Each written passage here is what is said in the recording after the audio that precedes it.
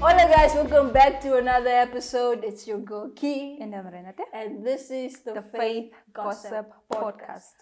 So firstly, thank you so much on the support that you guys have been giving us for the past couple of episodes. I think there are about 5 episodes already out there. So thank you so much. Continue watching it. We really appreciate it. The love and the Renate support. loves you guys. Yeah. Thank you for the love and the support. Yes. So yes, thank you so much. So what are we talking about today, Renate? So today we are talking about being unequally yoked. Mm-hmm. Yeah, just being unequally yoked in general. So what do you think unequally yoked means?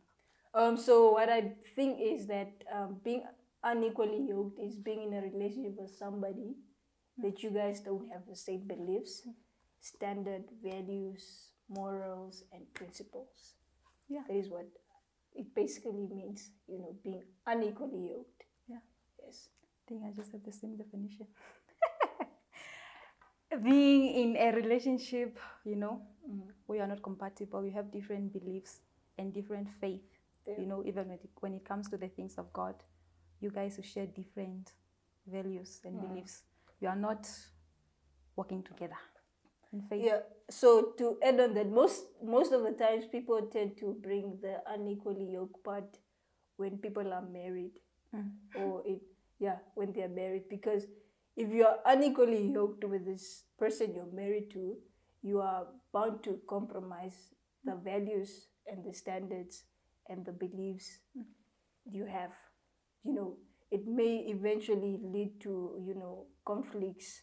It may lead to disagreements. It may sometimes also lead to, physical abuse. Because this person is telling you, don't go to church because I don't want you to go to church.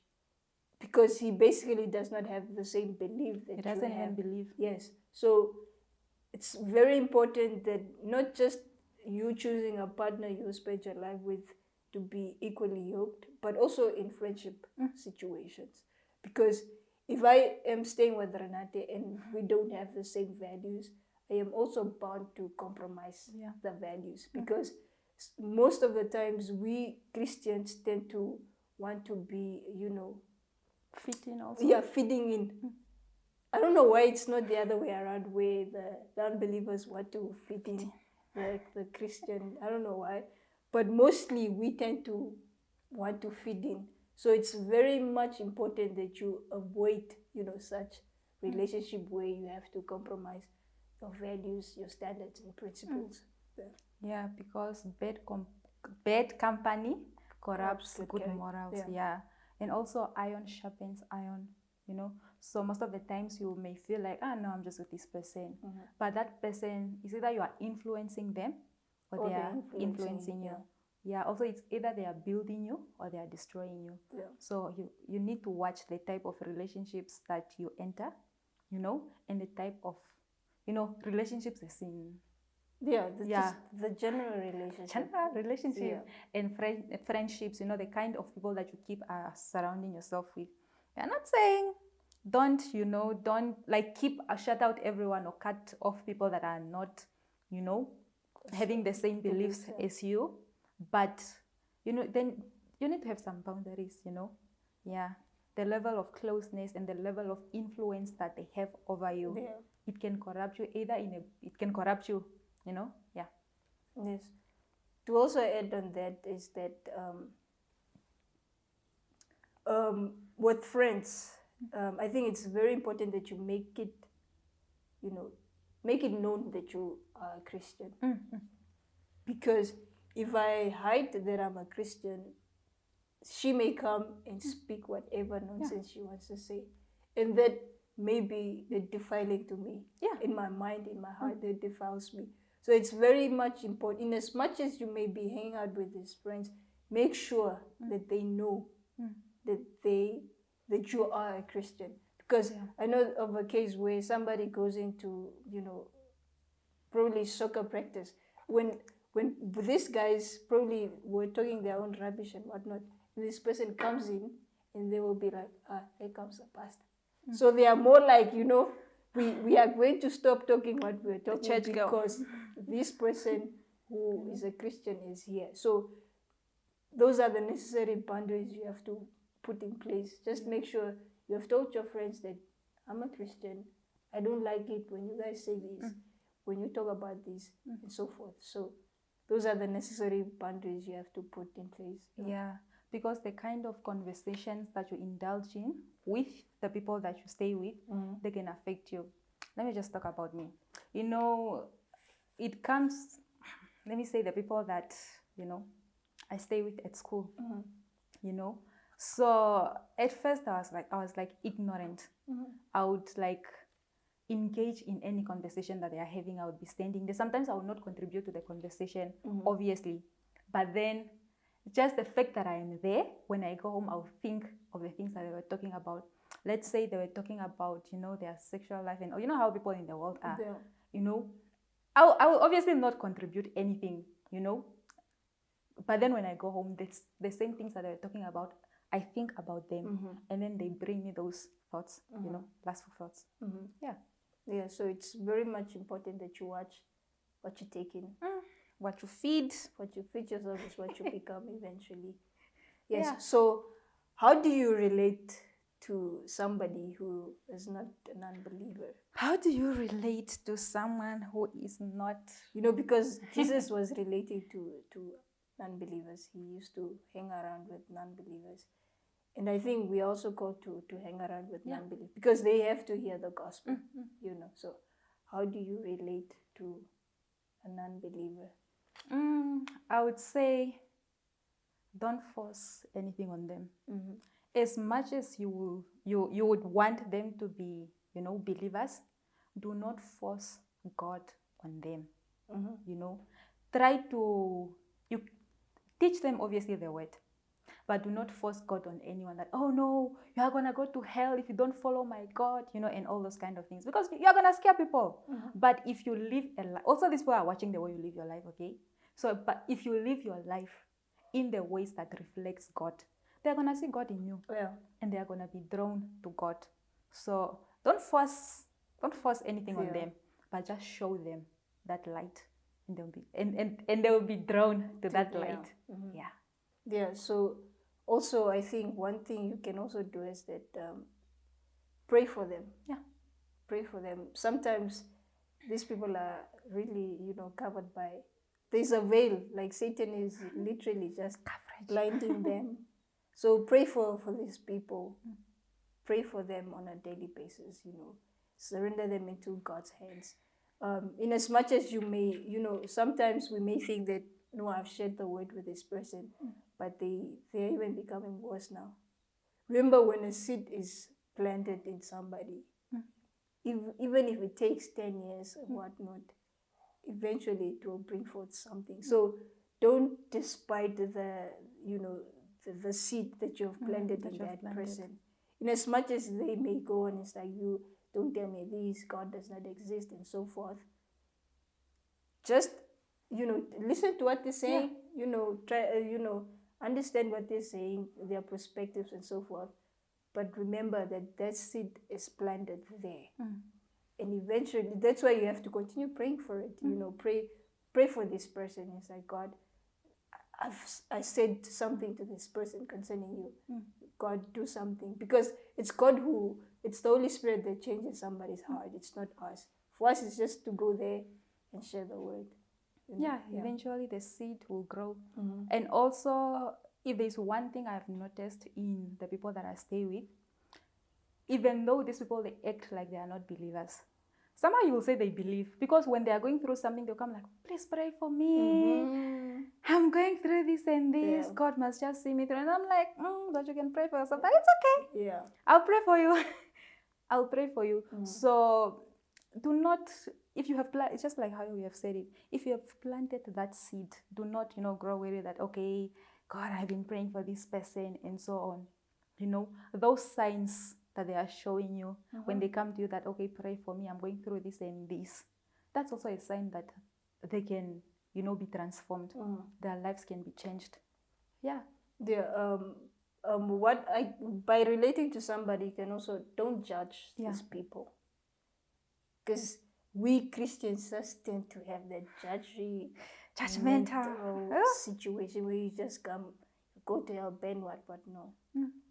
What I can advise, somebody already knows they're living in sin. That person who drinks and what does all sorts of, they know for sure what they're doing is wrong. So you coming and telling them that God hates you and whatnot, that will not help them at all. So rather tell them that your life can change if you give your life to Christ, than you telling them that because of what you do, you're going to hell and so forth. But rather tell them that there's hope. Yeah. God can change your life and you could be a better person. Because these people, according to what we said in the last podcast, I think, previous podcast, we said, every one of us carries the image of God. Yeah. Believer or non-believer, we all carry the image of God. So when you look down on the image of God, you're looking down on God. And one thing I can also say is that God did not come for the holy. He didn't come for the righteous. God came for the that sinner that you look at and be, that person who grabbed your bag, he came for that person. So you going out there and judging them, that will not help. Rather share the gospel and lift them up, Yeah. Because when you try to judge them, it's like you are creating this scary image about God. They'll start fearing God, and that will even draw them further from God. Okay, if I give myself to this God, if I start doing all these things, that means my life will be, how should I even say this? Like in a cage, like I will not even be happy, I will not even enjoy life. That's why you would find people saying, you are a Christian, you are not even enjoying, at your young age, you're not enjoying life. But then Christianity is not even boring, okay? It's not boring at all. But then when you try to judge those people, when they even tell you about the things that they have done, you draw them further from God. Because they'll be scared that, no, I'm a sinner. He will not even, they'll be like, God will not even want to, be close to a sinner like me. But if you preach the love of God to them, treat them with love, that God still loves you. Of course, God still loves you even if you are a sinner. What he hates is that, it's sin. He hates sin, So it's important for us, to show that love of God instead of judging the people. Yeah.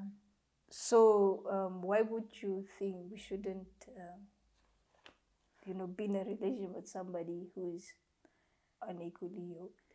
Who is unequally yoked? It will separate you from God. Because I feel like it's going to affect your walk with God. What kind of, I feel like we've spoken also concerning with the friendships. What kind of conversations are you indulging with this person? And let's say you end up marrying this person. Your relationship with God will not be the same as it was anymore. Because this person, let's say you are a lady and you get married to a man that is not a believer. That man is supposed to lead you. It's supposed to be Christ. Man. And he's supposed to lead you in the ways of Christ. So now you have to compromise.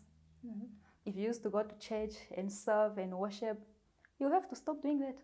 And you might even find, if that man drinks, you might even find yourself also drinking and indulging in the things that he does.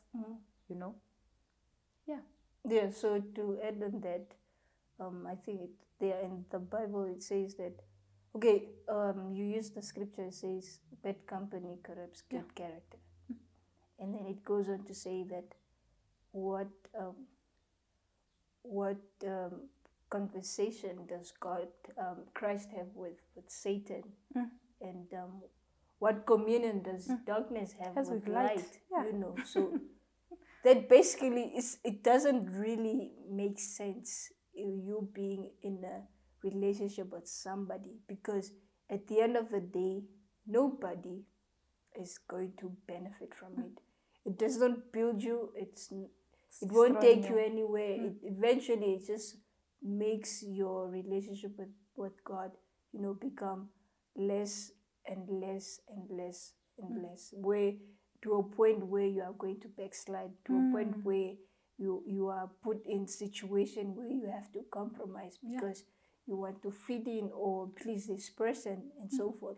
So a relationship with a person who does not have same beliefs with you, it will not take you anywhere.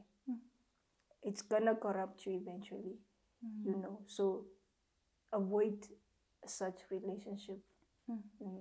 Also, we need to understand that sometimes Satan disguises himself, just like the scripture says, he disguises himself as an angel of light. You know, so there are people that think that just because someone goes to church, okay, this person goes to church, they are, you know, asking me out and stuff like that. So poor ladies, sisters who are waiting for me, don't run into marriages just because you're just because he goes to church. Because for most of the people, Christ is in their mouth, but it's not in their life, like in their actions. So it's like very important for us, you know, to examine the kind of people that we get with. Because most of the people, although they are going to church, they are not serving God. You know, they are not living in the ways of God. So please just be very careful that you don't get deceived. We have like a lot of sisters that are getting deceived, you know, by so-called church boys. He's just a church boy. He's not, you know, it's not God's son. Okay, he's God's son, but he's not living, you know, that life. He's just showing off. People can even pretend, you know, let's say. People can pretend for 10 years. Until they get you, until they even marry you, and then their true colors come out. So you need also discernment. Yeah, you discernment, please. Yes. Because imagine you get married to someone just because you saw them praying, you saw them there, they are speaking in tongues, they are doing all that, and you're like, this is the one. The tongues, they copied from the track. This is the one, and then suddenly you are married and they take off that mask, you know. Abusive. Murderer. Yeah, we should like really be discerning so you don't end up backsliding. Also, it will affect even to the people that are called, you know, in the things of God. Let's say you are called even into ministry and stuff like that. You have a calling upon your life, and you get with someone that is, you know, that is not sharing the same beliefs. Yeah, as you. They don't get to support you. They get to, because somebody is not supporting you, then the gift eventually just fades away. It just fades away. Yeah, so be careful. Because obviously, even Satan will not want you to be doing the things of God. So he's obviously going to send you that person that is disguising themselves as holy. But they are wicked inside. Yeah, with the calling part is very important because, you know, I think our pastor would always say that your calling or your gift is not for yourself. So if I'm told, if my calling, for instance, is to carry this bottle and give it to Renate who's thirsty, and then somebody comes in and distracts me, Renate then will die. And, you know, she dies because now my gift is not, you know, in place, right? So it's very much important that you know, avoid such distractions. Yeah. You know, when it comes to choosing partners and so forth, avoid such things. Avoid somebody who will pull you away from God God's. instead of because you people should be complimenting each other on your faith. You know, you should. The Bible says that can two work together unless they agree. So please. And also sometimes you may find people saying that, these church boys, these so-called Jesus boys, they are very boring. It's better to be with someone that will be considered boring by the world, but they live for God. You know, that person draws you closer to God. Yeah. Don't go for the should I say bad boys? For the Jesus boys. No, go for the Jesus boys. No, the Jesus boys tend to disguise themselves. Oh, okay. God's child. Go for God's child. Just because they come to you and say, Jesus is Lord, it doesn't mean that. That's what they believe and that's what they are practicing. So, yeah. So, yeah, guys, there was it from our side. Like this video, share it with a friend so that friend of yours can share it with another friend. Yeah. And that friend will share it with another friend. And another friend. And the cycle goes on, right? So just share the videos. Subscribe to this channel if you haven't subscribed, because we are seeing that there are a lot of views, but subscribers are a little bit behind, but yes, we We appreciate the appreciate the subscribers. love, you know. We appreciate the love. And the support. Yes, and Yeah. yes, Tell us in the comment section the kind of, you know, we have asked you before that tell us the kind of topics that you want us to talk about. You know, the things, it can be the things that you are struggling with and so on. reach out to our Instagram page. Yeah, reach out. If you have any suggestions, reach out to our Instagram page, Faith Gossip. Yeah, at Faith Gossip. Yeah. Yeah. Yes, we'll see you in the next episode. Yeah, that was it. Peace. Bye.